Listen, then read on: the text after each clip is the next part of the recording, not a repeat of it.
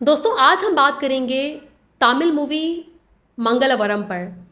इस मूवी पर बात करने के लिए मुझे रिक्वेस्ट आई अपने एक सब्सक्राइबर से, जिन्होंने कहा कि मैडम आपने आज से पहले ना हाइपर सेक्सुअलिटी पर एक वीडियो बनाई थी, और ये जो मूवी है मंगलवरम ये भी हाइपर सेक्सुअलिटी यानी कि निम्फोमैनिया पर है। आज इस मूवी के ज़रिए हम हाइपर सेक्सुअलिटी को समझेंगे कि क्या वजूहात होती हैं उस लड़की में हाइपर सेक्सुअलिटी के उजागर होने की, और हाइपर सेक्सुअलिटी को सही कैसे किया जा सकता है, इसको ठीक कैसे किया जा सकता है, और मूवी में भी दिखाया गया है। दोस्तों हाइपर सेक्सुअलिटी को साइकोलॉजी की ज़बान में निम्फोमैनिया भी कहते हैं। हाइपर सेक्सुअलिटी का मतलब होता है आपकी ज़रूरत से ज़्यादा यानी कि एक्सेसिव जिनसी ख्वाहिशात, रवैये या फिर फैंटसीज़। वो फैंटसीज़, वो रवैये, वो ख्वाहिशात जो आपके कंट्रोल से बाहर हैं। आप चाहते हैं कंट्रोल करना लेकिन आपसे कंट्रोल हो नहीं रहा, तो इसे हम हाइपर सेक्सुअलिटी कहते हैं। लेकिन हाइपर सेक्सुअलिटी ज़रूरी नहीं है कि हर किसी को फिल्म में मौजूद उस लड़की की तरह बहुत ज़्यादा इंटेंस हो। दोस्तों हम ये ज़रूर कह सकते हैं कि जो हाइपर सेक्सुअलिटी है ना वो एक स्पेक्ट्रम पर होती है, यानी कि किसी को बहुत ज़्यादा इंटेंस शिद्दत के साथ हो सकती है तो किसी की शिद्दत में थोड़ी सी कमी हो सकती है। चूँकि हर इंसान मुनफरिद है, यही वजह है कि हर इंसान की हाइपर सेक्सुअलिटी की शिद्दत भी मुनफरिद है। लेकिन जब जब आपका कोई भी रवैया आपके कंट्रोल से बाहर होता है, आप चाहकर भी उसे कंट्रोल नहीं कर पाते, तो हम उसे नॉर्मल रवैया नहीं कहते, हम उसे डिसऑर्डर कहते हैं। इस मूवी में सबसे पहला और सबसे इम्पॉर्टेंट पॉइंट है हाइपर सेक्सुअलिटी का ट्रॉमा के साथ कनेक्शन होना। जी हाँ, आपकी जिनसी ख्वाहिशात अगर बहुत ज़्यादा हैं या आपको अपनी जो फैंटसीज़ हैं उस पर कोई कंट्रोल नहीं है, तो इसका ये मतलब नहीं कि आप बहुत ही हवस परस्त इंसान हैं, क्या आपकी कुछ ज़्यादा ही डिज़ायर्स हो रही हैं। नहीं, इसके पीछे बहुत मुमकिन है कि आपका ट्रॉमा हो। फिल्म में जो अदाकारा हैं जब वो बच्ची होती हैं तो उनकी वालदा की डेथ हो जाती है, और जो वालिद साहब हैं वो दूसरी शादी कर लेते हैं। सौतेली माँ, स्टेप मदर का अच्छा रवैया नहीं होता बच्ची के साथ, और बच्ची अपनी नानी के साथ रहती है। बाप को भी बच्ची से कोई लेना देना नहीं होता, वो भी सिर्फ जायदाद के पीछे पड़ा होता है कि कैसे मेरी जो है ना वो मरहुमा जो मेरी अहलिया हैं उनकी जायदाद मेरे हाथ आ जाए। उसको बेटी से कोई लेना देना नहीं होता। तो पहले तो माँ मिसिंग है, फिर ऊपर से बाप भी एब्सेंट है, तो चाइल्डहुड ट्रॉमा दिखाया गया है उस बच्ची की लाइफ में। दूसरा इंपॉर्टेंट पॉइंट जो उस मूवी में दिखाया गया वो था सेक्सुअल अब्यूज़। जी हाँ, उस फिल्म में जब वो अदाकारा बच्ची होती हैं तो उसका एक दोस्त होता है जिसके साथ वो बहुत ज़्यादा अटैच होती है। उस दोस्त के वालिद साहब उसे सेक्सुअली अब्यूज़ करते हैं, यानी कि जिनसी तौर पर हरासा करते हैं। और सेक्सुअल अब्यूज़ का भी बहुत गहरा ताल्लुक़ होता है आपकी हाइपर सेक्सुअलिटी से।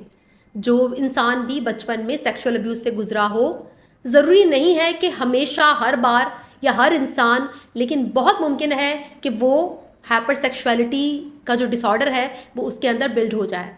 फिल्म में बच्ची का जो बचपन है वो तो गुजर जाता है, मल्टीपल ट्रॉमास होते हैं, माँ बाप का प्यार नहीं होता, और फिर नानी की भी मौत हो जाती है। वो बच्ची बिल्कुल अकेली रह जाती है और पढ़ रही होती है। बचपन से टीन एज में जब वो दाखिल होती है और फिर कॉलेज जाने लगती है, तो एक बहुत ही इंट्रोवर्टेड, शाय, अपने काम से काम रखने वाली लड़की बन जाती है। उसकी लाइफ में उस कॉलेज में एक टीचर आता है, उसका एक उस्ताद, जो उसके साथ फ्लर्ट करने की कोशिश करता है और उसको अपनी बातों में फंसा लेता है। वो उसके झांसे में आ जाती है और वो टीचर, वो उस्ताद उसे मोहब्बत का झांसा देता है, लेकिन वो उसका फ़ायदा उठाता है, सेक्सुअली उसका एडवांटेज लेता है। जब उसका सेक्सुअल एडवांटेज लिया जाता है और वो टीचर उसको बाकायदा जब आकर बोलता है, उसको फील कराता है कि उसने सिर्फ उसका एडवांटेज लिया, वो इस काबिल है ही नहीं कि उससे मोहब्बत की जाए, या फिर वो बेवकूफ़ है, वो बेवकूफ़ बनी बातों में आ गई। अब ये जो एक वाक़या होता है उसकी ज़िंदगी में, वो उसे झंझोड़ कर रख देता है। वो सारे ट्रॉमास, बचपन के सारे जो उसके साथ इश्यूज़ हैं, जो मसाइल हैं, वो जो दबे हुए होते हैं, सप्रेस होते हैं, वो सब कुछ सरफेस पर आ जाता है, सब कुछ सतह पर आ जाता है। उस टीचर का वो एक इंतहाई घटिया रवैया, उसकी जो बहुत ही घटिया हरकत होती है, वो उसके बचपन के वो सारे ट्रॉमा सरफेस पर ले आती है। ऐसा ही होता है दोस्तों, अगर आपके ट्रॉमास हैं और आपने उन्हें सप्रेस किया हुआ है और आप एक नॉर्मल लाइफ गुजार रहे हैं, लेकिन कोई आपकी ज़िंदगी में आता है या आपके साथ कोई ऐसा हादसा होता है कि आपके सारे ट्रॉमा सरफेस पर आ जाते हैं, वो सारे ज़ख़म जो आपने छुपा कर रखे हुए हैं उन्हें कोई कुरेद कर चला जाता है।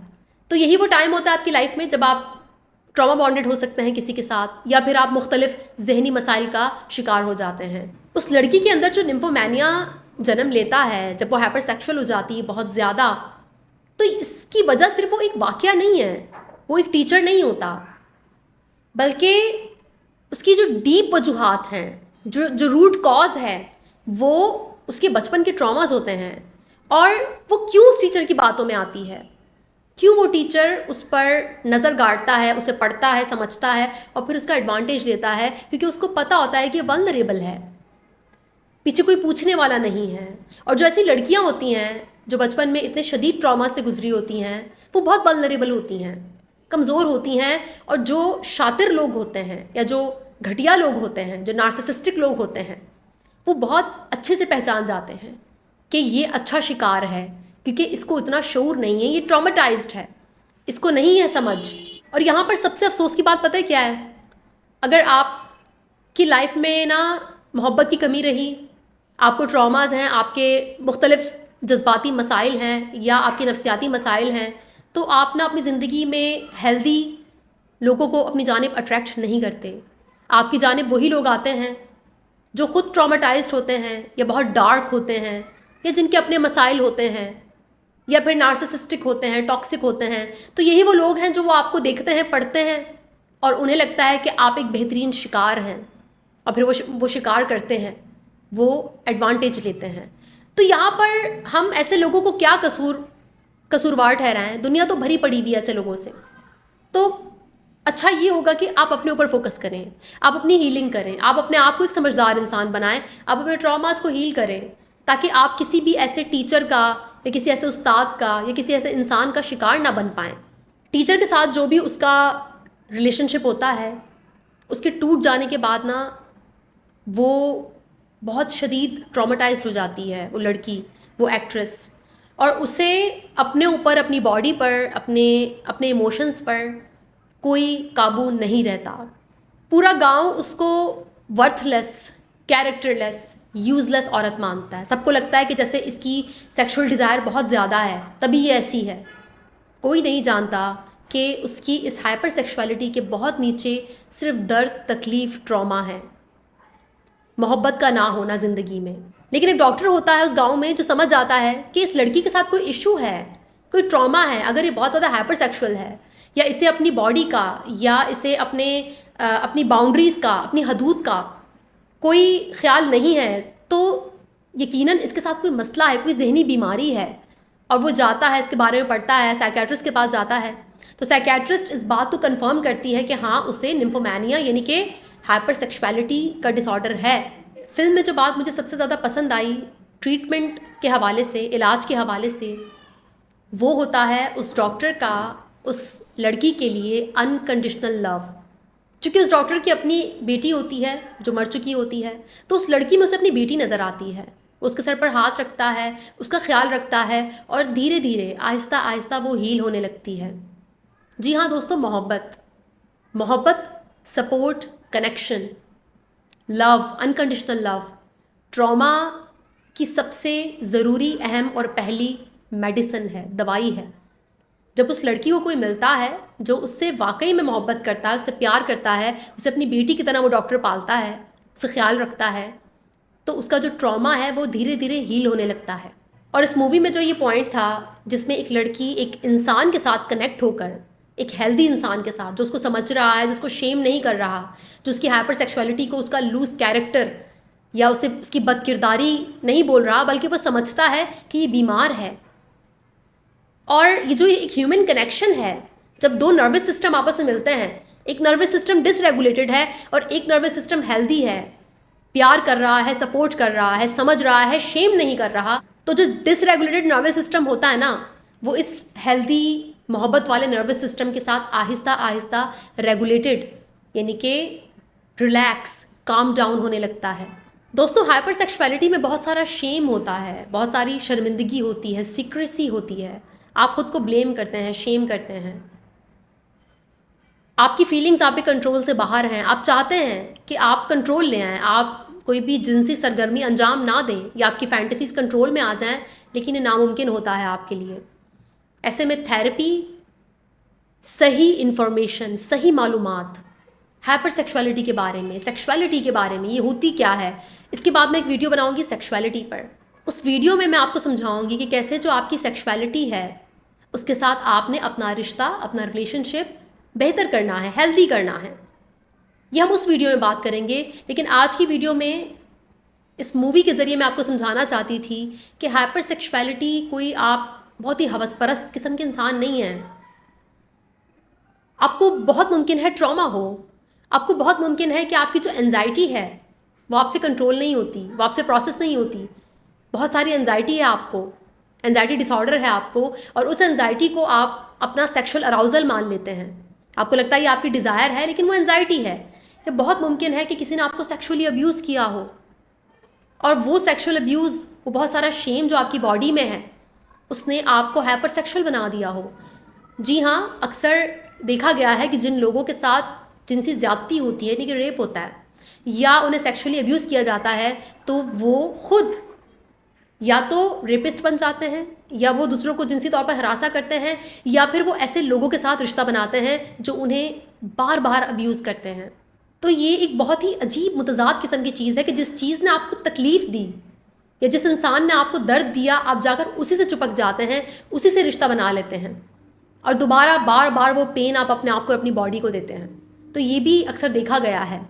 इस मूवी में एक और इम्पॉर्टेंट और बहुत ही यूनिक पॉइंट था जो कि बहुत ज़रूरी है जानना, वो था BDSM। BDSM का टच भी है इसमें। जी हाँ, सैडिज्म, वो वाली सेक्सुअल एक्टिविटी जिसमें मार पिटाई होती है। आपको बाकायदा सीन नज़र आएंगे इस मूवी में जिसमें वो लड़की अपने आप को अजियत देती है, फिज़िकल पेन। क्योंकि जब इमोशनल पेन बहुत ज़्यादा हो जाए ना, और हद से तजावुज़ कर जाए, तो फिर आप अपने आप को फिज़िकल पेन देते हैं उस इमोशनल पेन को रेगुलेट करने के लिए। BDSM यानी कि सैडिज्म पर हम एक अलग से वीडियो बनाएंगे कि इसकी क्या साइकोलॉजी है, क्यों कुछ लोग पेन यानी कि दर्द से प्लेजर लेते हैं। ये जो दर्द, पेन और प्लेजर का जो सीन है ना हमारे दिमाग में, ये इतना सीधा है नहीं जितना मैं आप लोग को बताती हूँ, ये बड़ा कॉम्प्लेक्स है। तो BDSM पेन की साइंस को हमने समझना है कि कैसे, क्यों, ऐसा क्या होता है आपके दिमाग में कि आपको बाकायदा कोई मार रहा है, आपको फिज़िकल पेन हो रहा है, लेकिन उससे आपको प्लेजर मिल रहा है। इस पर भी हम बात करेंगे। BDSM जैसी जो सेक्सुअल एक्टिविटीज़ हैं उसकी गहराई में भी बहुत मुमकिन है, बहुत बार यही देखा गया है कि ट्रॉमा होता है, या फिर sexual abuse, emotional abuse, neglect, कुछ भी, एनीथिंग। तो इस किस्म के जो तजुर्बे होते हैं, जो एक्सपीरियंसेस होते हैं, जो बचपन में आपके दिमाग के लिए समझना बड़ा मुश्किल होता है कि आपके साथ क्या हुआ। आपको किसी ने टच किया और वो टच इतना अजीब था कि आपकी बॉडी में अजीब सी सेंसेशन आई, और वो सेंसेशन ने आपके अंदर बहुत सारा शेम फिल कर दिया, भर दिया शेम को। और बहुत मुमकिन है कि उस शेम ने, उस शर्मिंदगी ने आपको एक सेक्स एडिक्ट बना दिया, क्योंकि आपका जो इंट्रोडक्शन हुआ सेक्स के साथ, सेक्सुअल फीलिंग के साथ या सेक्सुअलिटी के साथ, वो बहुत ही अनहेल्दी था, वो दुरुस्त नहीं था, वो शेम से भरा हुआ था, उसमें सीक्रेसी थी, राजदारी थी, खौफ था, आपको अब्यूज़ करना था, आपको हर्ट करना था, आप दुखी हुए। तो सेक्सुअलिटी से, ये जो जिनसी कुव्वत है, उससे आपका तारुफ बचपन में कैसे हुआ या टीनेज में कैसे हुआ, ये बात बहुत मायने रखती है। तो दोस्तों, आज तक अगर आपको किसी इंसान को ऐसा देखकर लगा हो, या अपने आप के बारे में आपके ऐसे ख्यालात आए हों कि यार इसकी तो जिनसी ख्वाहिशात कुछ ज़्यादा ही हैं, ये तो है ही ऐसी कैरेक्टरलेस, ये तो है ही ऐसा कैरेक्टरलेस, तो बहुत मुमकिन है दोस्तों कि ऐसे लोगों के जो तजुर्बात हैं ज़िंदगी में वो बहुत ही तल्ख रहे हों, बहुत ही बुरे रहे हों। ऐसे लोगों के लिए एम्पैथी शो करें और उन्हें उनके हाल पर छोड़कर आगे निकल जाएं, उन्हें जज मत करें, क्योंकि आप नहीं जानते किसी भी इंसान के किसी रवैये के डीप डाउन, गहराई में नीचे क्या दर्द छुपा है, क्या तजुर्बा छुपा है, क्या हुआ, क्या था उसके साथ उस टाइम पर। तो एम्पैथी शो करें, हमदर्दी शो करें, कंपैशन शो करें, और उन्हें उनके हाल पर छोड़कर आप अपनी ज़िंदगी में आगे बढ़ जाएं। और अगर आप खुद हाइपर सेक्सुअलिटी का शिकार हैं तो गौर कीजिए कि क्या वजूहात हैं। क्या मोहब्बत की कमी है आपकी ज़िंदगी में? बचपन में वो प्यार, वो लविंग बॉन्ड पेरेंट्स के साथ नहीं बन सका, जिसने आपके अंदर एक बहुत बड़ा खिला छोड़ दिया और उस खिला को आप अभी सेक्स से भरते हैं। इस बात पर गौर ज़रूर कीजिएगा। अपनी हाइपर सेक्सुअलिटी को हील करने के सफ़र पर निकल पड़िए, क्योंकि ये आपको वक्त के साथ साथ खाली कर देगी, ख़त्म कर देगी। इंशाल्लाह नेक्स्ट वीडियो मुलाकात होगी। तब तक के लिए अपना बहुत ख्याल रखिएगा। Thank you so much.